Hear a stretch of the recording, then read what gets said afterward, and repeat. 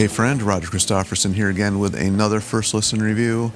And, what we do here is we babble about music and all that fun stuff. But before we get into that, I just want to ask you to like, share, and subscribe to keep this music alive. Because like I just explained, that's what we do, is we babble about music and bands we love and what they're doing nowadays and what they're up to. And people comment, and it's just a great time. So today, I got an unexpected one for me anyway. There was not a whole lot of anything. Once again, this has been a weird year for releases, that nothing I was really interested in. I saw this was coming out, and I like Michael Monroe. That's what we're talking about today. He's got a new album out called Outerstellar. It's kind of a cool name.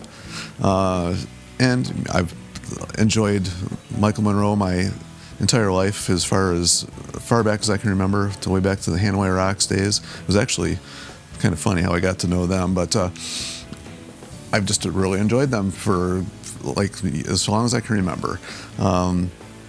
However, I was just going to pass on this one. I haven't followed Michael Monroe for a few years. I was really into him way back, and I just haven't followed what he's been doing for a few years. So I almost passed on this one, and I saw that there was really nothing else that interested me. And I'm like, well, why not? I know I'm going to like it, so I might as well just get it. And I'm going to let the cat out of the bag right from the start here. I really like this album. I was actually very surprised by how much I like this album.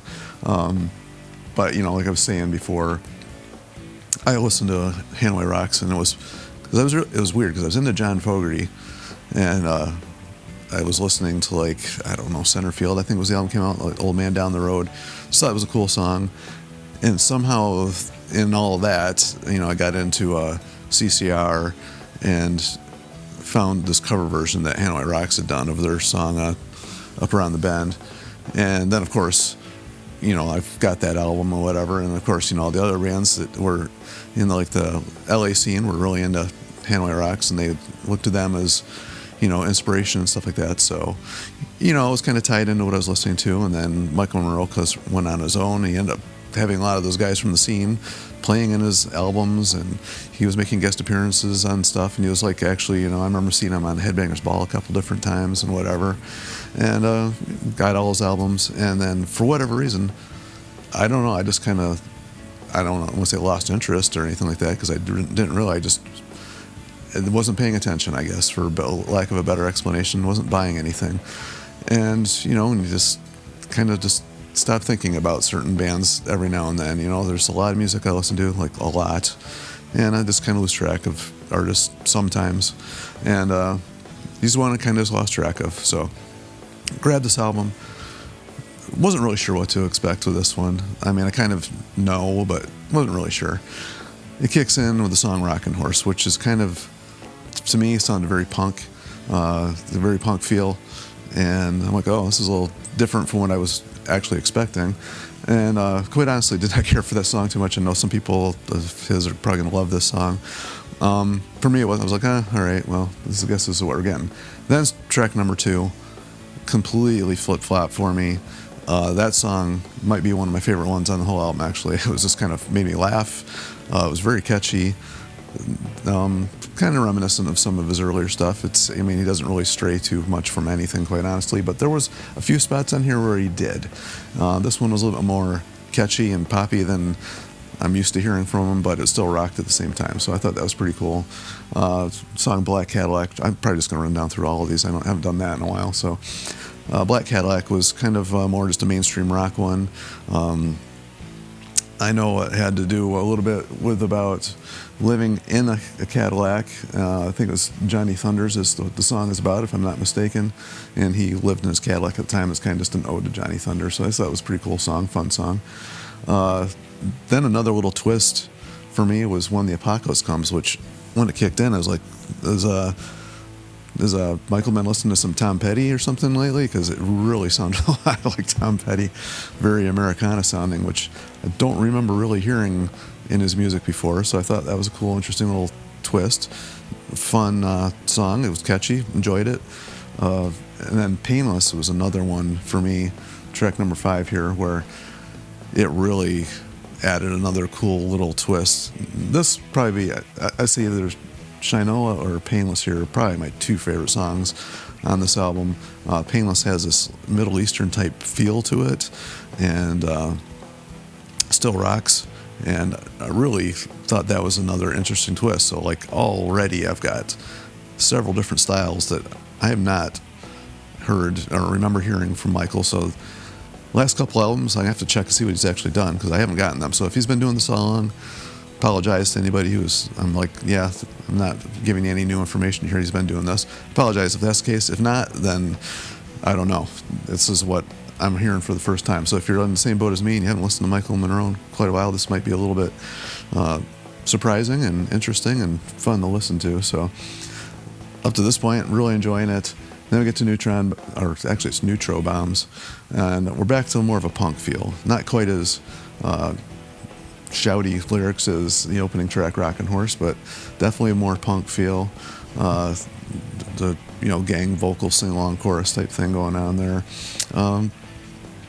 No, it was an okay song. That style isn't really my taste. Some people might really enjoy that, so if you're into that style of his stuff, you're probably gonna really like that one. And then we go into like 3 songs, like right in a row, that all have a very similar feel to it. Disconnected, Precious, and Pushing Me Back. I would say falling into the more mainstream rock stuff I've heard him do a lot. The stuff I really liked listening to back in late 80s, early 90s, like that era of his music. More memorable melodies and just straight ahead rock, raw rock. A lot of this has that same feel throughout the whole album too. It's got a very cohesive feel to it. It's I guess the same band he's had for a while. Not familiar with any of the guys in this band, so nothing really much for me to mention there, but it definitely has a very cohesive feel throughout this whole album. Even the remaining tracks after this, very cohesive, and I actually really like that about that. However, it takes another little turn here for me at track number 10, Glitter and Dust. It starts out, for me it was a country sounding feel, maybe not country, but more like, Wanted, Dead or Alive, Bon Jovi-ish type country. Hopefully I'm not offending anybody with that comparison, but that's just, when we hear music, we all kind of like try to gravitate and try to place it somewhere, and that's kind of where it popped up in my head for me. So it's just kind of the only thing I could come up with that kind of is similar to what this sounds like, and of course it kicks in and starts rocking, and really catchy song too, not gonna lie. Definitely ear catching, so enjoyed that. And then we go back to more of one of those main rock songs, like the last like tracks 7, 8, and 9 on here, called Road to Ruin, and Road is RODE, so it's kind of a interesting play on lyrics there. I'm gonna have to go back and check that out and see what it was about. I didn't quite catch it, but obviously there's some tongue-in-cheek or something going on there, and I'll have to go back and check that one out. And then it ends with another really cool little twist, a song called One More Sunrise. It starts out really mellow, I wouldn't say slow, but mellow, with a cool guitar sound.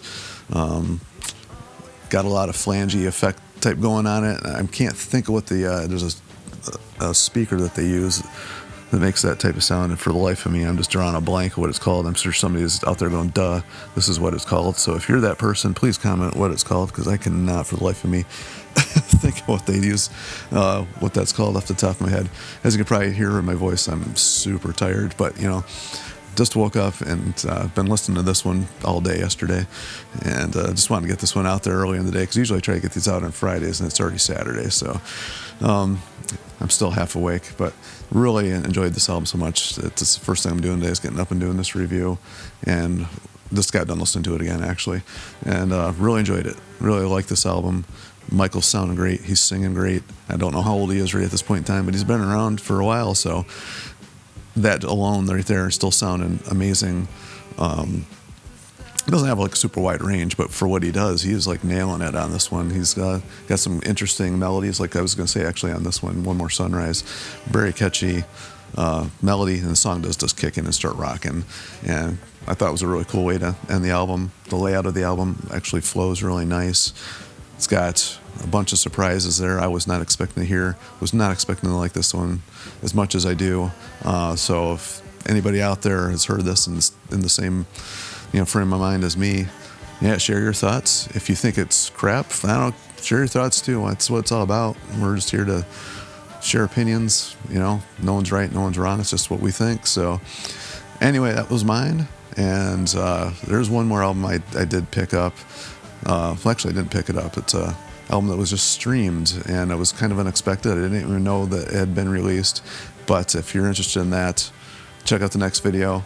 And until then, we will see you.